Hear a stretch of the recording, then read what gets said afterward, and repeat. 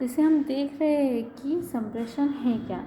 अगर पूरी तरह से हम देखते हैं कि संप्रेषण पारस्परिक समझ एवं विश्वास अथवा श्रेष्ठ भावनात्मक संबंधों की स्थापना के लिए विचारों अथवा सूचनाओं का आदान प्रदान होता है।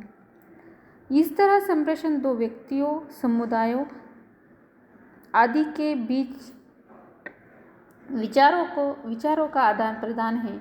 इसके अंतर्गत कहने, सुनने, समझने और उसी के अनुरूप कार्य करने की क्रिया, आदेश, निर्देश, बातचीत और पत्राचार रखे जा सकते हैं।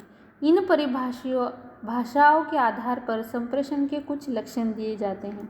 अब हम देखते हैं कि संप्रेषण के लक्षण किस प्रकार के हैं।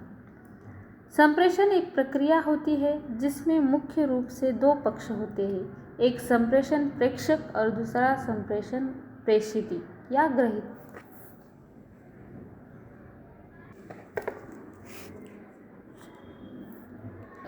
दूसरा हम देखते हैं लक्षण की किस प्रकार से है। संप्रेषण में सूचना और समझ दोनों सम्मिलित होते हैं। संप्रेषण में वे सभी साधन आ जाते हैं जिनके माध्यम से सूचनाएं एक व्यक्ति से दूसरे व्यक्ति तक पहुंच जाती हैं।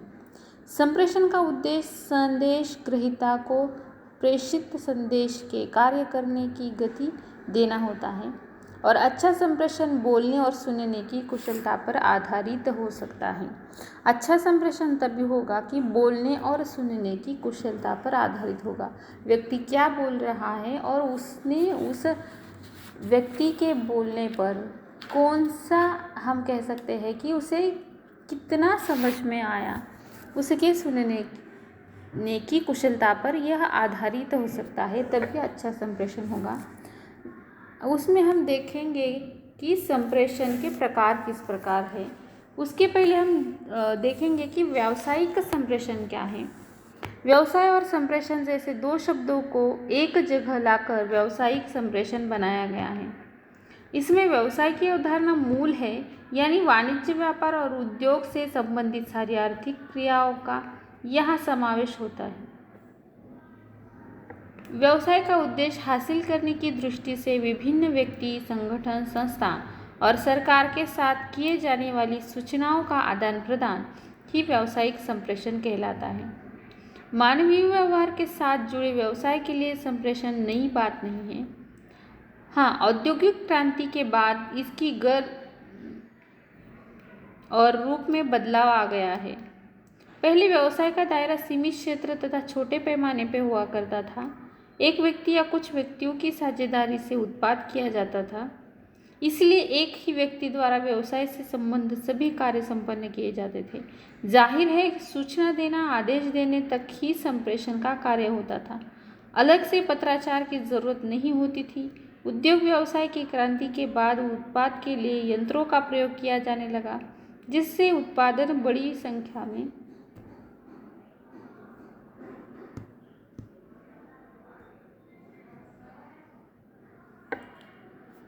होने लगा था। यातायात की सुविधा के कारण व्यवसाय का आकार और व्यापार की व्याप्ति बढ़ने लगी, इससे व्यावसायिक संप्रेषण को छोटी अवधि में ही महत्व मिलने लगा। संप्रेषण के प्रकार को हम देखेंगे। भाषिक संप्रेषण और भाषांतर संप्रेषण क्या है। व्यावसायिक संबंधों का स्वरूप और आवश्यकताओं के अनुरूप संप्रेषण के माध्यमों का चयन किया जाता है। व्यवसाय की सफलता ही आज संप्रेषण की कुशलता पर आधारित होने के कारण व्यवसाय की दृष्टि और वृद्धि एवं सफलता पर जितना ध्यान दे रहा है, उतना ही संप्रेषण पर केंद्रित कर रहा है। आजकल वैज्ञानिक प्रगति ने संप्रेषण के साधन के रूप में फोन, कंप्यूटर, समाचार पत्र, होर्डिंग्स जैसे माध्यमों का उपयोग बढ़ा दिया है। इस आधार पर संप्रेषण के मुख्य प्रकार हैं भाषिक संप्रेषण और भाषांतर संप्रेषण। अब हम भाषिक संप्रेषण को देखते हैं तो भाषा के माध्यम से पहुंचाई जाने वाली सूचनाओं को भाषिक संप्रेषण कहा जाता है। भाषा को संप्रेषण की रीढ़ भी कहा जाता है। यह अनुचित होगा। भाषा के माध्यम से ही सूचनाएं परिपूर्णता के साथ पहुंचाई जाती है। भाषा के अलावा जिन माध्यमों का प्रयोग किया जाता है वे अपरिपूर्ण, अस्थायी और विशेष समझ की ज़रूरत वाले माध्यम होते हैं। व्यावसायिक आवश्यकता की गहराई भाषिक संप्रेषण से ही आ सकती है। भाषिक संप्रेषण के मुख्यतः दो प्रकार हैं।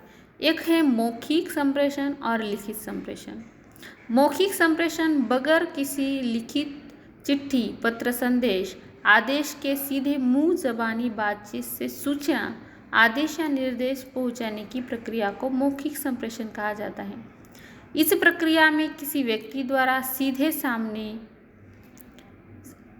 आमने सामने आकर या फ़ोन के जरिए से सूचनाओं का लेन देन किया जाता है। कार्य अविलंब संपन्न हो, अत्यंत व्यक्तिगत तौर पर बातचीत हो या फिर किन्हीं संदेहों का निराकरण करने के लिए मौखिक संप्रेषण किया जाता है। मौखिक संप्रेषण यानी बगैर किसी पत्र, संदेश, आदेश या लिखित चिट्ठी व्यवहार के बातचीत, हम बोलते हैं कि आमने सामने आकर बातचीत करना। जो भी आपकी कुछ विचार है, आपके कुछ सजेशन है, वह दूसरे व्यक्ति को कहना। लिखित संप्रेषण को अगर देखते हैं तो कार्यवाही, आदेश संबंधी कार्य एकदम संदर्भीय तथा वैधानिक हो, ऐसी अवस्था में लिखित संप्रेषण का आधार लिया जाता है। लिखित संप्रेषण में परंपरागत चिट्ठी से लेकर अत्याधुनिक यंत्रों का भी उपयोग किया जाता है। चिट्ठी छोटे से कागज पर उचित सामग्री लिखकर सूचनाओं का लेन देन इसमें किया जाता है। किसी व्यवसाय के अंतर्गत व्यवसाय प्रमुख, अधिकारी और कर्मचारी में सूचना, संदेश, आदेश के लेन देन की दृष्टि से चिट्ठी बहुत सहायक होती है। इसके जरिए अनौपचारिक संप्रेषण होता है। यह संक्षिप्त होकर भी किसी कार्य के लिए अधिकार देती है। पत्र, अगर इसको हम देखते हैं कि व्यवसाय में पत्र को बहुत ज़्यादा महत्व दिया गया है। आजकल व्यवसाय छोटा हो या बड़ा, भागदौड़ भरी जीवन शैली और व्यवसाय की व्याप्ति के कारण व्यक्तिगत संपर्क मुश्किल होता जा रहा है। इसीलिए पत्रों के माध्यम से ही संपर्क करना पड़ता है। हर एक व्यवसायी को व्यवसाय की सफलता के लिए अपने सहायक व्यक्तियों, प्रतिष्ठानों, संस्थाओं, व्यवसायियों के साथ अच्छे संबंध बनाने होते हैं। साथ ही बने हुए संबंध कायम भी रखने पड़ते हैं। इस दृष्टि से पत्र बहुत अहम भूमिका निभाते हैं। व्यावसायिक पत्र को किसी भी व्यवसाय की उन्नति की नींव कहा जाता है। इसे अपना प्रतिनिधि, विक्रेता या वकील भी समझा जाता है। इसी की सहायता से व्यवसाय भी बढ़ाया जा सकता है। अत्यंत प्रभावी, आकर्षक, संक्षिप्त, सुस्पष्ट, परिपूर्ण और सभ्य विनम्र समाचार या पत्राचार होना बहुत ही ज़रूरी माना जाता है। तार को अगर हम देखते हैं कि संप्रेषण के भाषिक माध्यमों में तार का प्रभावी ढंग से प्रयोग होता है। व्यावसायिक कार्य संदर्भीय तथा शीघ्र होने की दृष्टि से तार अत्यधिक उपयुक्त है। इसमें प्रत्येक शब्द के लिए निर्धारित शुल्क लगाया जाता है।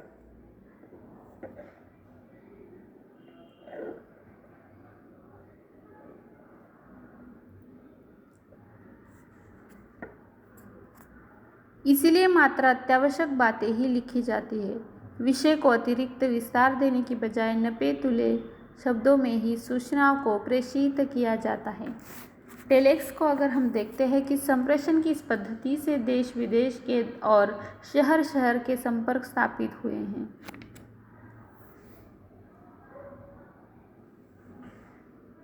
यह अतिशीघ्र और विश्वसनीय माध्यम है। जिसे संदेश पहुंचाना है उसका नंबर मिलाकर जैसे जैसे इधर टंकित किया जाता है वैसे वैसे उधर टंकित होता है। यह पद्धति से लिखित के साथ साथ मौखिक भी सूचना संप्रेषित की जा सकती है। भाषांतर संप्रेषण को अगर हम देखते हैं कि भाषांतर माध्यम के द्वारा भी सूचनाओं का आदान प्रदान किया जाता है। इसमें हाव भाव, चित्र, प्रतीक आदि का उपयोग होता है। शारीरिक भाव उसमें हम देखते हैं तो शारीरिक क्रियाओं द्वारा भी आदेश निर्देश दिए जाते हैं। सहमति, असहमति प्रकट की जाती है। जैसे उदाहरण के तौर पर हम कहते हैं कि आपका एक आध दोस्त है और वो आपको कह रहा है कि कहीं आपको जाना है और आपके मुंह में कुछ है, चॉकलेट हो, कैडबरी हो, कुछ भी, तो आप सर हिलाकर हाँ या ना में जवाब देते हैं। तो ये भी संप्रेषण के माध्यम में भी आता है। यानी भाषांतर संप्रेषण आप किस प्रकार से कर सकते हैं, या शारीरिक क्रियाओं द्वारा भी आदेश निर्देश दिए जाते हैं, सहमति असहमति दर्शाई जाती है, हाव भाव से आदेशित निर्देशित करते हैं। चाय वाले को हम 2 उंगलियां दिखाते हैं, वह समझ जाता है। 2 प्यालियां चाय सामने टेबल पर रख दी जाती है। अब चित्रों को अगर हम भाषांतर संप्रेषण में देखते हैं तो चित्रों के माध्यम से संप्रेषण की पद्धति पुरानी पर प्रभावी है। सिगरेट के आगे क्रॉस का चित्र लगाने से स्पष्ट हो जाता है कि यहाँ धूम्रपान करना मना है। व्यावसायिक प्रतिष्ठानों के विज्ञापन उत्पादन की विशेषताओं को चित्रों के माध्यम से इस प्रकार संप्रेषित किया जाता है। प्रतीकात्मक वस्तुओं, चित्रों आदि द्वारा भी सूचनाओं का आदान प्रदान किया जाता है। कोई दर्जी लाल कपड़े का टुकड़ा किसी टेलरिंग मटेरियल वाले के पास भेज देता है तो वह दुकानदार उसके हाथों लाल धागे की रील भेज देता है।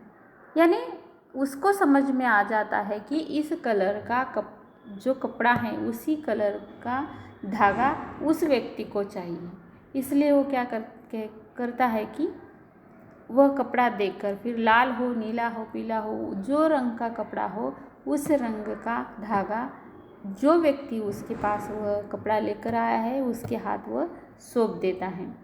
इस तरह कपड़े का टुकड़ा मांग कर प्रतीक बन जाता है। यह प्रक्रिया अन्य व्यवसायों में भी अपनाई जाती है। हाँ, इतना ज़रूर है कि धांधलियों से बचने के लिए सूचना भेजने वाले और पाने वाले को उन प्रतीकों का पूरा सही ज्ञान होना चाहिए।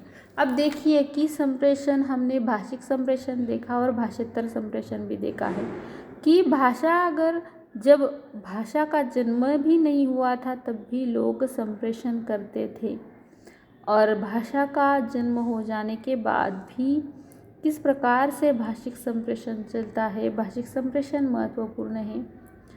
और भाषांतर संप्रेषण में अगर जैसे हमने उदाहरण के तौर पर देखा है कि दर्जी वाले ने लाल कपड़ा एक व्यक्ति के हाथ में सौंप कर हम कह सकते हैं कि दूसरे व्यक्ति के पास उसे भेजा है या दूसरे दर्जी के पास उसे भेजा है, तो उस व्यक्ति को उस कपड़े का पूरा ज्ञान होना आवश्यक है। अगर उसे यह ज्ञान नहीं है कि उस दर्जी ने कपड़ा भेजकर उस रंग का धागा मंगवाया है, तो वह संप्रेषण पूरी तरह से सफल नहीं हो सकता।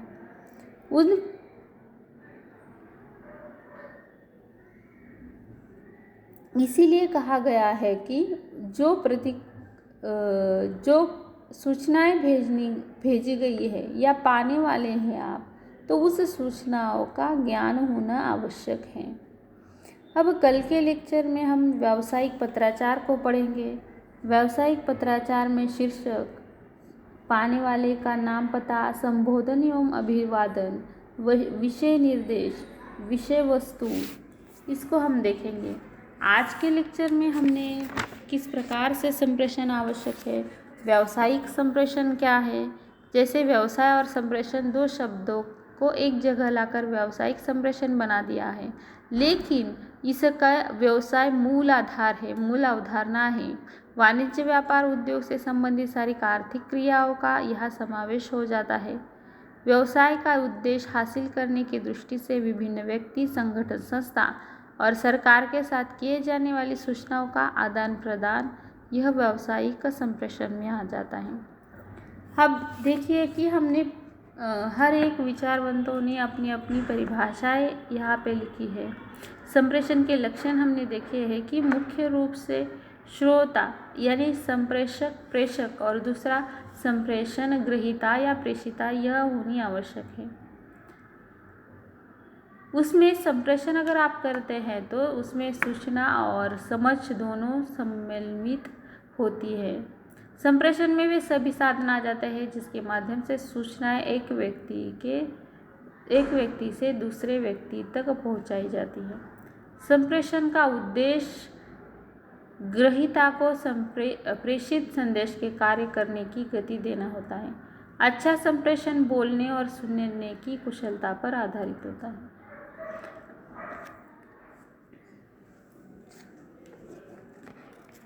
संप्रेषण के जो प्रकार देखे हैं हमने, भाषिक संप्रेषण, भाषांतर संप्रेषण, और कल के लेक्चर में हम पूरी तरह से व्यावसायिक पत्राचार किस प्रकार का है यह पॉइंट देखने वाले हैं। अगर आपको कोई दिक्कत होती है तो आप प्लीज़ हिंदी डिपार्टमेंट में आकर कांटेक्ट कर सकते हैं। धन्यवाद।